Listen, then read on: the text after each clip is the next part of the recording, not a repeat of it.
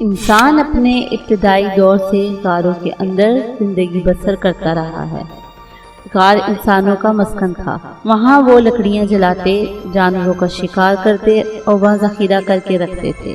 دشمنوں کے حملوں سے بھی بچنے کے لیے انسان انہی غاروں میں چھپا کرتے تھے۔ بہت سے تہمت پرست قوموں کا یہ المیہ تھا کہ غاروں کے اندر ان کے مرنے والوں کی روحیں رہتی ہیں۔ ان غاروں سے دوسری دنیا کا راستہ جاتا ہے جہاں وہ روحیں سفر کرتی ہیں۔ اس ویڈیو میں ہم اس غار کا تذکرہ کریں گے جس کا ذکر غار کہف کے نام سے قرآن مجید میں آیا ہے، جس غار میں اللہ کے برگزیدہ بندے اب بھی نیند سو رہے ہیں، جنہیں اصحاب کہف کے نام سے جانا جاتا ہے۔ آج سے ہزاروں سال قبل روم کے شہر افسوس میں ایک ظالم اور مشرک بادشاہ کی حکومت تھی جس کا نام دقیانوس تھا۔ اس کی حکومت میں جو شخص بھی بت پرستی نہ کرتا اسے قتل کروا دیا جاتا۔ اس شہر میں کچھ نوجوان رہا کرتے تھے جو توحید پرست تھے۔ انہوں نے بت پرستی سے انکار کر دیا تھا۔ جب بادشاہ کو ان نوجوانوں کی خبر ملی تو انہیں اپنے دربار میں بلایا۔ جب وہ بادشاہ کے سامنے حاضر ہوئے تو اپنا عقیدہ بے باکی سے ظاہر کر دیا اور کہا کہ ہم ایک اللہ کے سوا کسی کے آگے نہ سر جھکائیں گے۔ ان کے اس نڈر اور ہمت والے الفاظ سے بادشاہ کا دربار نعرہ توحید سے گونج اٹھا۔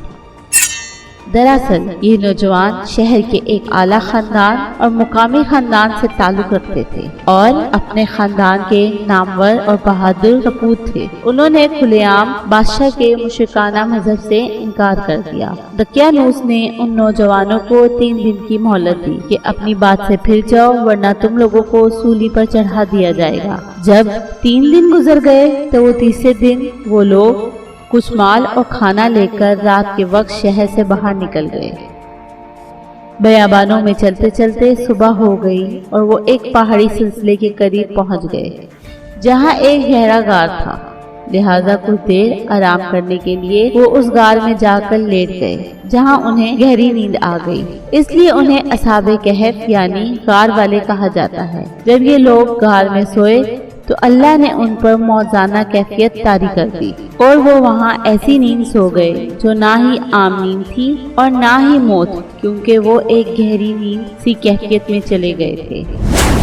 جب بادشاہ کو خبر ملی کہ انہوں نے اس غار میں پناہ لے لی ہے، اس نے اپنے سپاہیوں کو حکم دے کر اس غار کے منہ کو بند کروا دیا اور وہاں غار کے دہانے پر ایک تانبے کی تختی پر ان لوگوں کے نام اور پورا واقعہ لکھ کر صندوق میں رکھ کر دفن کر دیا تاکہ یہ نشان عبرت بن جائے اور تاریخ میں مخصوص رہے۔ زمانہ گزرتا رہا، موسم تبدیل ہوئے، مگر اصحاب کہف یوں ہی سوتے رہے اور اللہ کی قدرت سے ان کے جسم ویسے ہی صحیح اور سالم رہے۔ اس پر وقت اور موسم کا کوئی اثر نہ پڑا۔ یوں 300 سال سے بھی زیادہ عرصہ گزر گیا اور یوں اب اس شہر میں نئے بادشاہ کی حکومت آئی۔ بت پرستی کا دور ختم ہو گیا تھا، لیکن لوگ نئے نئے فتنوں میں پڑ گئے تھے۔ اس میں ایک فتنہ یہ تھا کہ لوگوں کی ایک بڑی جماعت نے مرنے کے بعد پھر زندہ ہونے اور قیامت کے آنے کا انکار کر دیا تھا۔ لہذا بیدوس نے اللہ سے دعا کی کہ ان لوگوں کو ہدایت نصیب فرمائے اور اپنی قدرت کا ایسا نظارہ دکھا دے کہ وہ ایمان لے آئے۔ اللہ کے حکم سے اس غار میں سوئے اصحاب کہف نیند سے بیدار ہو گئے۔ بیدار ہونے کے بعد وہ ایک دوسرے سے پوچھنے لگے کہ ہم یہاں کتنی دیر سوئے ہیں۔ کسی نے کہا 1 دن، کسی نے کہا 1 دن سے بھی کم۔ ان کو اس بات کا قطعاً علم نہ تھا کہ باہر دنیا ہی بدل چکی ہے اور وہ کتنے عرصے یہاں غنودگی میں تھے۔ جب انہیں بھوک لگی تو انہوں نے مشورہ کیا کہ کسی ایک کو چاندی کے سکے دے کر بازار بھیج دیا جائے تاکہ ہمارے لیے کچھ کھانے کا انتظام ہو جائے۔ جب ان میں سے ایک شخص شہر کی طرف گیا تو حیرت زدہ رہ گیا۔ اس نے شہر کو بالکل تبدیل پایا۔ گھر اور مکان اونچے اونچے ہو گئے تھے، لوگوں کے لباس میں تبدیلی آ گئی تھی، کوئی شخص بھی آشنا نظر نہیں آ رہا تھا۔ وہ ایک دکان کے پاس گیا اور دکاندار کو سکے دے کر کھانے کی چیزیں مانگی۔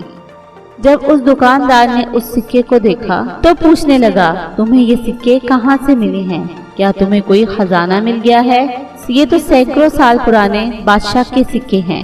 جبکہ اصحاب کہف کا وہ ساتھی اس بات پر اصرار کرنے لگا کہ یہ اسی دور کے سکے ہیں، لہٰذا اسی وجہ سے وہاں بھیڑ اکٹھی ہو گئی۔ اس شخص نے کہا کہ دقیانوس ہمیں قتل کرنے والا تھا، لہٰذا ہم اس سے بھاگ کر ایک غار میں چھپ گئے تھے۔ لوگوں نے اسے بتایا کہ دقیانوس کو مرے ہوئے 300 سال گزر چکے ہیں اور یہ بے دوس کا زمانہ ہے۔ اس نے اپنی بات ثابت کرنے کے لیے لوگوں کو اس غار کی طرف چلنے کو کہا۔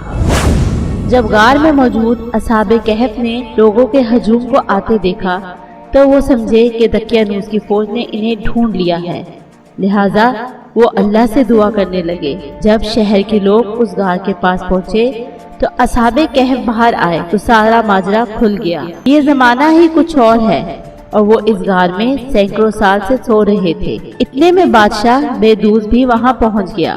جب اس نے غار کے دہانے کے قریب زمین کھدوائی تو وہاں سے وہ صندوق برآمد ہوا جس میں سارا ماجرا لکھا ہوا تھا۔ یہ معجزہ دیکھ کر لوگ حیرت زدہ رہ گئے اور سجدے میں گر گئے۔ لوگوں نے کہا جب اللہ ان لوگوں کو اتنی لمبی مدت کی موت دے کر دوبارہ زندہ کر سکتا ہے تو قیامت کے دن بھی انسانوں کو دوبارہ زندہ ہونا یقینی ہے۔ اصحاب کہف کے لوگوں کے لیے ایک عبرت اور اللہ کی کھلی نشانی ثابت ہوئی۔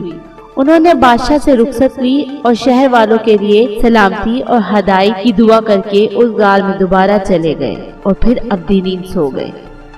اور وہاں کے لوگوں نے وہاں ایک عظیم عبادت گاہ تعمیر کروا دی اور اس دن تمام شہر میں عید کا دن مقرر کر دیا گیا۔ علماء نے لکھا ہے کہ اصحاب کہف کا اس غار میں انتقال ہو گیا اور وہیں ان کی قبریں بنائی کی، جبکہ اہل تشیع علماء کا یہ عقیدہ ہے کہ انہیں موت نہیں آئی بلکہ وہ آج تک وہی نیند کی کیفیت میں سوئے ہوئے ہیں۔ جب قیامت کے قریب امام مہدی علیہ السلام کا ظہور ہوگا تو وہ اس غار سے نکلیں گے اور آپ کے اصحاب میں شامل ہو جائیں گے۔ یہ غار آج کے شہر میں موجود ہے۔ اس کے متعلق اختلافات پائے جاتے ہیں۔ بعض مورخین نے لکھا کہ اصحاب کہف کا غار ترکی کے ایک قدیم شہر افسوس میں ہے۔ اس زمانے میں وہ رومی سلطنت یعنی رومن امپائرز کا حصہ تھا۔ بعض تاریخ دانوں کا کہنا ہے کہ یہ غار اردون نامی عجیب پہاڑ میں موجود ہے، جبکہ کچھ لوگوں کے نزدیک یہ غار شام کی سرحدوں میں موجود ہے، جہاں ایک بادشاہ کے دور میں اسلامی لشکر پہنچ گیا تھا اور پھر اس غار کو یوں ہی چھوڑ دیا گیا۔ عیسائی لٹریچر میں بھی اصحاب کہف کا واقعہ مشہور ہے، جسے دی سیون سلیپر سوئے ہوئے کے نام سے لکھا گیا ہے۔